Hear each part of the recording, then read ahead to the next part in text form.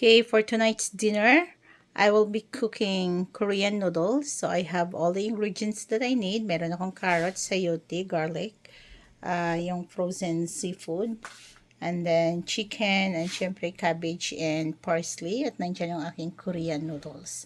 So, I have the water boiling there para lutuin ko muna ang aking Korean noodles. And ito na nga, ilublob ko na ang aking Korean noodles. Sweet potato noodles pala siya. Ilublob ko muna, making sure na lahat sila nakalublob dyan para pantay-pantay ang pagkaluto ng ating noodles. Let's cover it muna.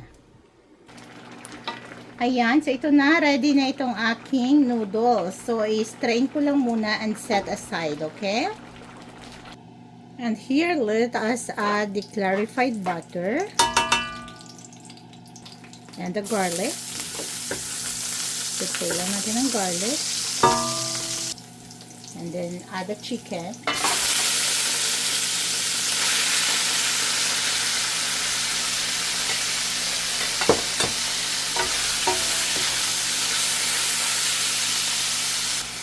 Add some salt.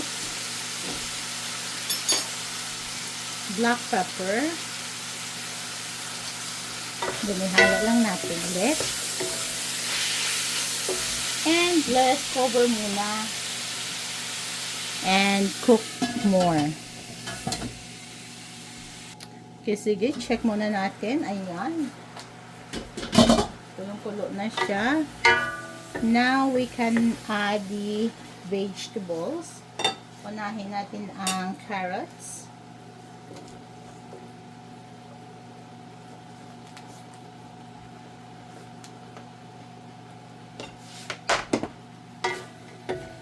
Then, halo-halo lang muna natin. And, ilagay na rin natin on top itong ating sayote. And then, takpan lang muna natin ulit. And, patuloy na naluto. Taran! So, ayan na nga mga langga. So, dahil okay na ito, I can add this seafood, frozen seafood. Yung andito, basta yung mga fish balls, mga kikiam, halo-halo na siya, frozen siya. Korean brand din actually ito. Sabay ko na rin itong aking cabbage. O diba, ang yaman sa gulay. Check natin ulit.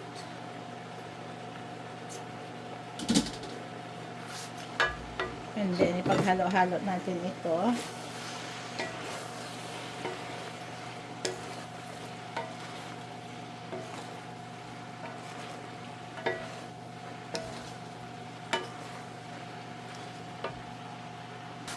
Okay, let's add the soy sauce. Damihan natin ng bonggang-bongga. And, lagdagan natin ng konting patis. And then, ready na tayong ihalo itong ating noodles. Ayan, di ba? Ang sarap. Then, ipaghalo lang natin. So, ito, ihalo-halo lang natin ang ating noodles sa gulay.